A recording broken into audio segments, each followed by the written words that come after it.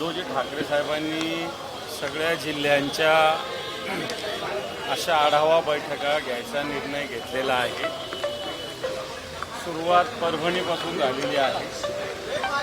मला वाटतं येणाऱ्या 1-2 महिन्यामध्ये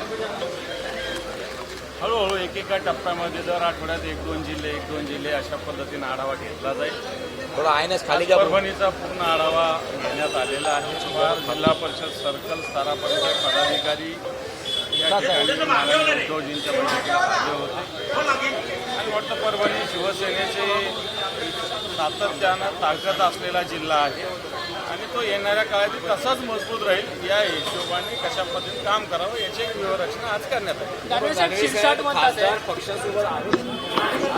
पक्षासोबतच आहेत, इथल्या बैठकीला नव्हते खासदार पक्षासोबतच आहे।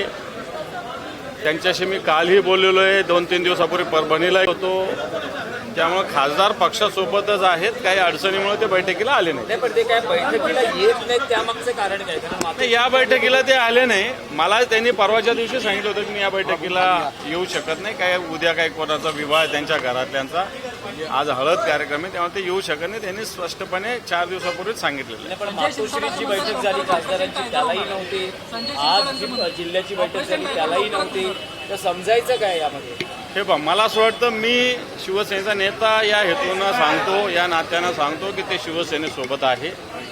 त्यांनी त्यांची आजच्या बैठकीला येण्यासाठीची अडचण सांगितलेली होती, ती उद्धवजींच्या कानावर आम्ही घातलेली आहे आणि त्यामुळे ही शिवसेना संघटन आहे आणि त्यामुळे संघटनेत मला असं वाटतं या प्रोसेस सगळ्या प्रक्रिया चालू असतात। नाही, पण काय डॅमेज कंट्रोल असं म्हटलं जातंय? डॅमेज कंट्रोलचा आहे बा, सगळे पदाधिकारी येत आहेत, आमदार साहेब आहेत, जिल्हा प्रमुख आहेत, महापौर आहेत, सगळे प्रमुख पदाधिकारी सगळे इथं, महानगर प्रमुख आहे, महानगरपालिकेचे सगळे नगरसेवक आहेत, जिल्हा परिषद सगळे सदस्य आहेत। त्यामुळे डॅमेज कंट्रोल करायचे। डॅमेज कंट्रोल कधी करायचं की काही फुटल्यावर तशा पद्धतीनं कुठंच काही झालेलं नाही।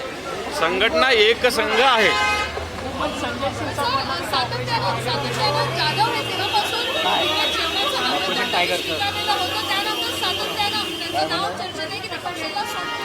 हे पण मला असं वाटतं अशी चर्चा मागच्या 2 वर्षापासून शिवसेनेच्या खासदारांविषयी आहे। एक नाही, सगळ्याच खासदाराविषयी बोललं जातं, परंतु हे अफवेचं तंत्र आहे। असं कोणत्याही शिवसेनेचा खासदार फुटू शकत नाही। सगळे खासदार शिवसेनेसोबत आहेत, हे सगळ्या खासदारांनी सातत्यानं स्पष्ट केलेलं आहे। जाणवे साहेब, काय विधान परिषदेचं काय ठरतं? एक मिनिट, काय बोलले? वाटतं संजय शिरसाटांचंच ऑपरेशन होण्याची शक्यता निर्माण झाली, तर ते काय टायगर ऑपरेशन? विधान परिषदेचं काय ठरतं आहे? विधान परिषद मला वाटतं महाविकास आघाडीच्या वतीनं उमेदवार ठरतील, उद्धवजी असावे अशी सगळ्यांची भूमिका आहे। मला वाटतं याच्यानंतर उद्धवजींची फडणवीस यांच्यासोबत मीटिंग झाली बुधवारी मध्यरात्री। समजा जर उद्धव ठाकरे लढणार नसतील तर अंबादास दानवे हे उमेदवार असतील, मला असं वाटतं उद्धवजी ठाकरे साहेब पक्षप्रमुख आहेत, त्यांनी लढावं अशी पक्षातल्या सगळ्या नेत्यांची पदाधिकाऱ्यांची इच्छा आहे। एवढंच मी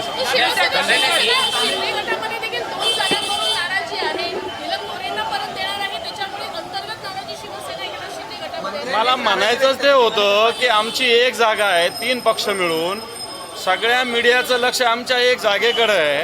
तिकडे भाजपाच्या 5 जागेला 500 लोक आहे, शिंदे साहेबांच्या 2 जागेला 200 लोक आहे, अजितदादाची एखाद्या जागेला 100 लोक आहे, परंतु तुमचं लक्ष आमच्याच जागेकडे। आम्ही तेच सांगत होतो, तर बरं झालं तुम्ही सांगितलं की शिंदे गटात सुद्धा आता अशा पद्धतीने अस्वस्थ आहे। जुना शक्तीपीठ जो मार्ग आहे, जिथे अनेकांनी जमिनी खरेदी केल्या होत्या जुन्या शक्तीपीठ मार्गावरती, मात्र त्या सगळ्यांची मनसुबे फसलेली दिसतात, त्यामध्ये राजकीय नेत्यांपासून घरापर्यंत सगळे इन्व्हॉल्व।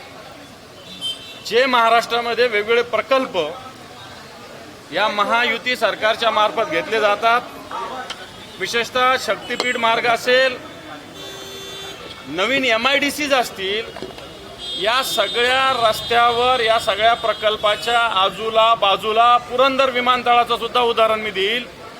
इथं सुद्धा लोढा, अग्रवाल, जैन यांच्या जमिनी आहेत।